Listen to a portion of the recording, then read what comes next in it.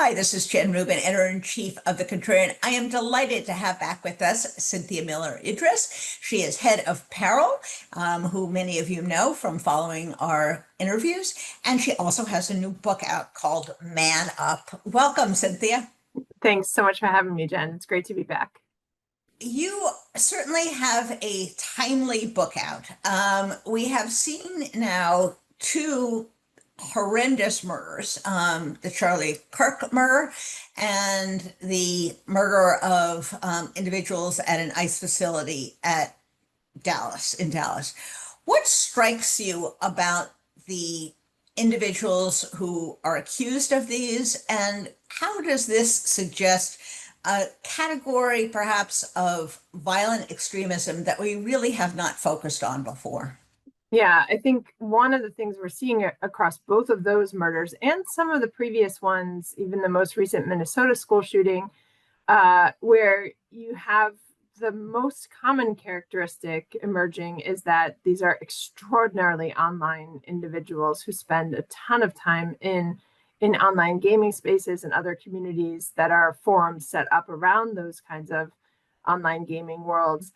And they are described by people who knew them as not having been very political, right? Like that they haven't had strong ideological views in the past, or that they were murky. And so I think that the ideological motive, we've already seen that for years, this kind of blurring and hybrid, or some call it salad bar, this idea of, because online worlds allow you to kind of choose your own adventure and piece pieces of ideology together. We had been seeing that for a while with people who were, the El Paso shooter, who was an eco-fascist and blended environmental ideas about climate change not leading to enough space with white supremacist ideas, because suddenly there's not enough space for white people. So you have to target immigrants. So we had already seen some of that happening as a result of the way that online worlds introduce people to ideas and piece them together. But this is something new. This is like where people are carving messages on bullets that are communications that are actually intended more for an online community back in the online world than they are for the public. And in fact, in the case of the Kirk assassination, that shooter really was amused by, and appeared to be amused by, the idea that adults in the media or law enforcement authorities would be reading these memes out loud, and he would get these phrases into mainstream media. And so he said, I'm going to laugh, I'm going to die of laughter, or whatever, if Fox News actually says this phrase out loud, referring to one of the memes. And so it's a kind of gamified part of, it's almost like the gaming continues into real life. So this huge desensitization of violence, terrible idea that level of violence is okay in any way, and a sort of attention-seeking valorization of something that is then communicated back to an online audience. He did say he was motivated by hate, by feeling like there was too much hate. But we don't really know much more about that, about why he targeted Kirk. What we do know is that his communication on some of this was actually more for an online audience than for a public one. When we see these people who have lives that really are online, they become detached from the rest of the world, desensitized. Um, what is that process of getting absorbed in a fictional world? Yeah. How does that work mentally, and can we stop that? Can people intervene? Yeah. I mean, there are several different components to it. One is, and online gaming, I mean, a third of the world plays video games, right? Like it's a affective and pro-social space for a lot of people that brings a lot of enjoyment and community and contentment. And so I don't want to demonize games themselves. They have been demonized in the past, going back to the Columbine shooting and the idea that video games somehow were to blame. And that's been widely disproven. Like the link between video game violence and offline violence has not ever proven out to be empirically true. But what we do see now, that games include these online community components, the in-game chats, the live communities, and the servers like at Discord or Steam or Twitch, these other kinds of platforms that set up ways to continue to find the same people back in conversation. So you're in conversation with a sort of loose affiliated network or community of people who you're gaming with on a regular basis. It's not just, two friends in a basement playing a game on Atari 64 or whatever. So those communities, one, you can kind of detach from reality, and they're becoming so realistic, right? So there's a way in which, if you're wearing, virtual reality glasses, for example, when you take them off, and I've done this, you can have a moment of sort of like disassociation, right? You're just like, your worlds have actually changed, they've shifted. So if you're spending so much time in these heavily online communities and then you shift to the real world, that can be, first of all, a kind of abrupt psychological moment. And these are also sometimes cases where they're spending time, we've seen with chatbots in the kind of parasocial relationships with artificial intelligence, or with influencers online who they think they are actually in relationship with, or in communities around that. So you can really see a disassociation from reality that's reflected in also a lack of connection that boys and young men in particular have to real human beings in real time.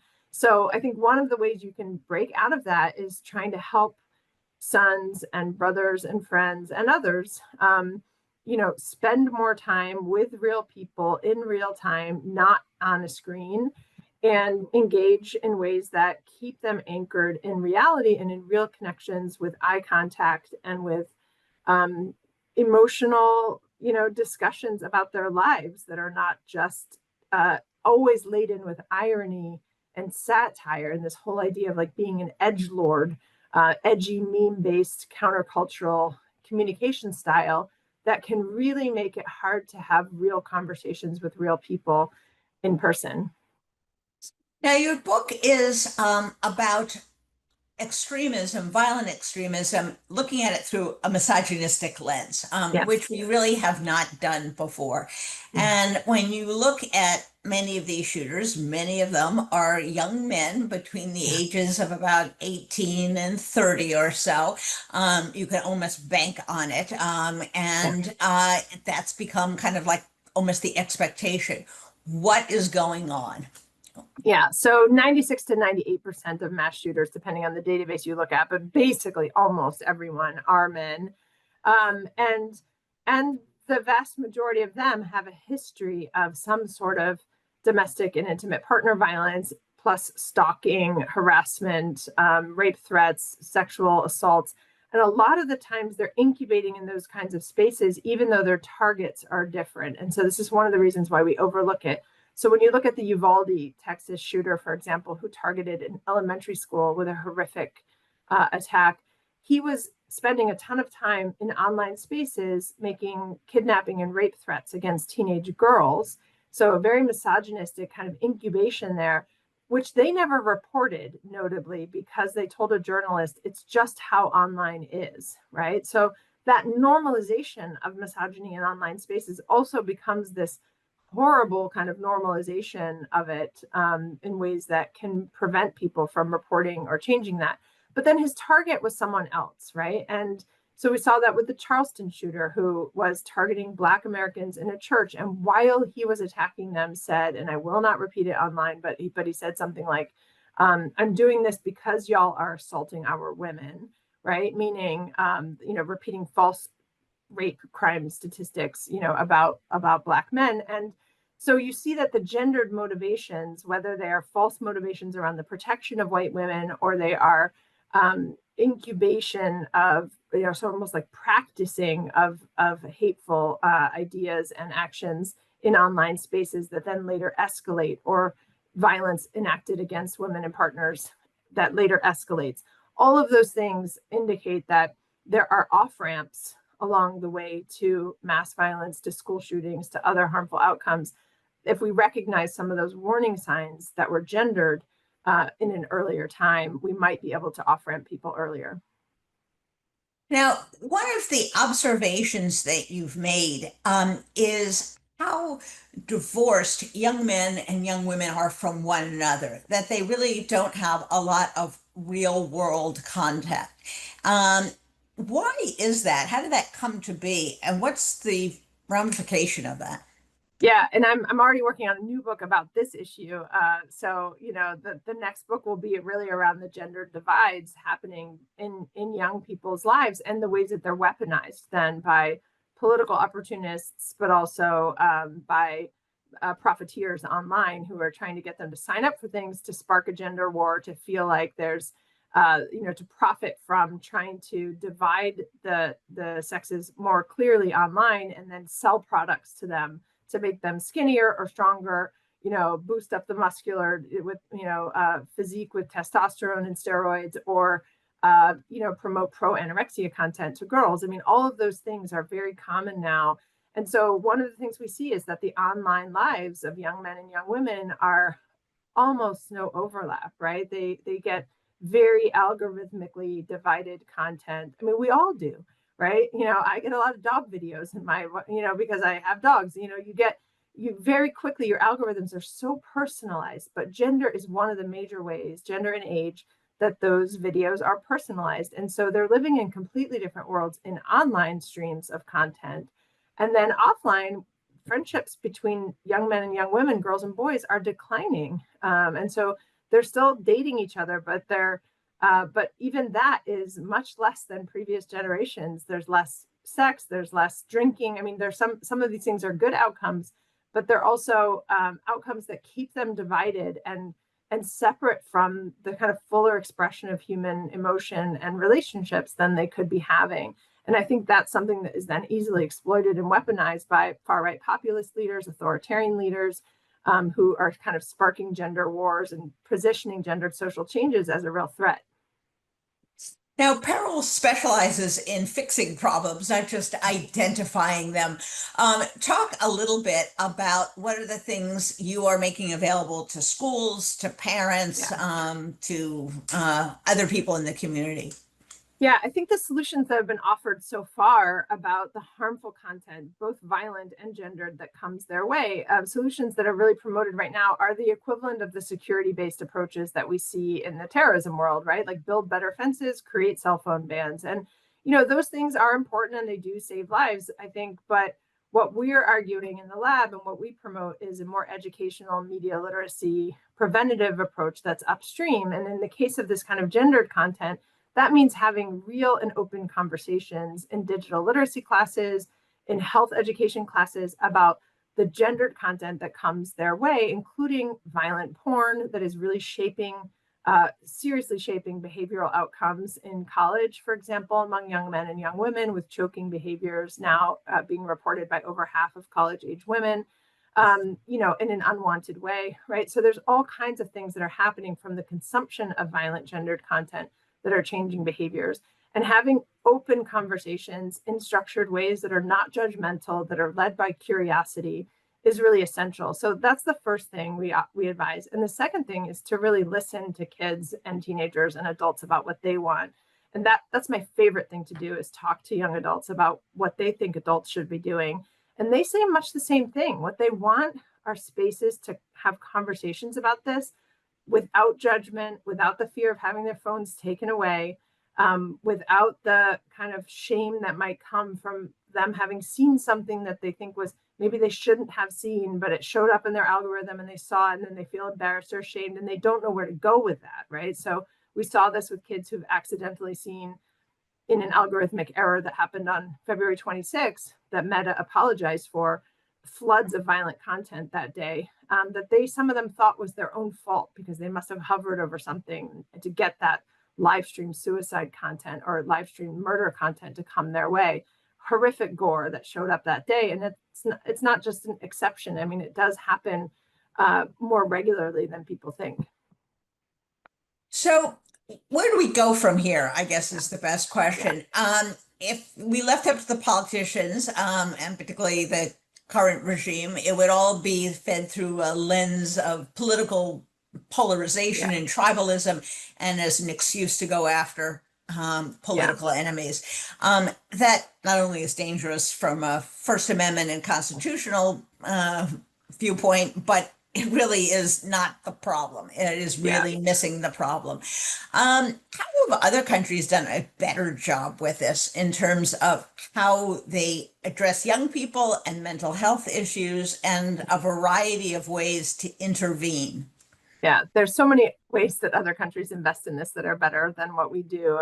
And so there's a million different ways to start. One, there's more content moderation and fees assessed to violations of that, for example, in the European's Digital Safety Act, so that kids are seeing less of that content, or they should be seeing less of that content to begin with. But we also have resources like in Germany, across the country, there are mobile advisory labs that are on the ground in 50 cities to advise communities and the counties that surround them on these issues when they crop up. Just like a parent would have a resource for an eating disorder clinic, they have a resource for a clinic that is about conspiracy theories or harmful online content or rabbit holes their kids have gone down, to see what are the therapeutic options, who are the therapists who are trained to deal with this, what are the ways that I can talk to my kid that doesn't make them shut down, how can I have an open and non-judgmental conversation with my child or my partner or my neighbor or my colleague about these issues.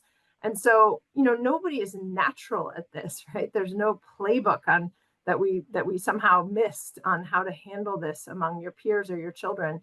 They are learned skills. And, these are some of the things our lab is trying to do, is provide those skills and resources for free to people that we test with parents, how to recognize some of the warning signs for teachers.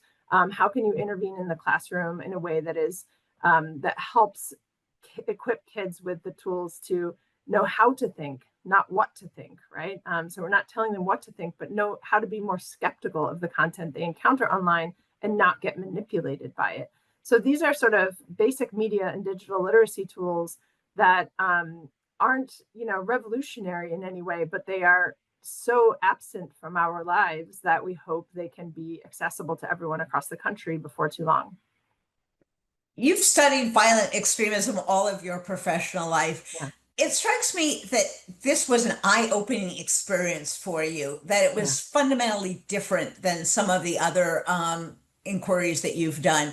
Yeah. How was that, and how has that now kind of shaped your view on the larger issue of violent extremism? Yeah, I think, I have interviewed men and boys who are in and around violent scenes my whole life, and I have always talked to them about issues of masculinity, which is interesting, specifically around how conceptions of brotherhood and belonging, loyalty, things like I'll always have your back, how those emotions, along with things like anger and rebellion and the sailor soldier troop, the desire to be a hero, all of those things have drawn them in or make extremist groups sometimes more appealing to them. So I've written a lot about those emotional impulses and how they relate to their own ideas of being a man. And one of the things my German interviewees told me, that they felt very compelled to, it is a German word called gewaltbereit that we don't have, which means ready to be violent. They have this sense that they have to be ready to be violent at any time in order to really be a man. And that is part of the subculture of their lives, to be ready to throw a punch, to be ready to stand up for your friend, or to attack someone who deserves to be attacked in their view.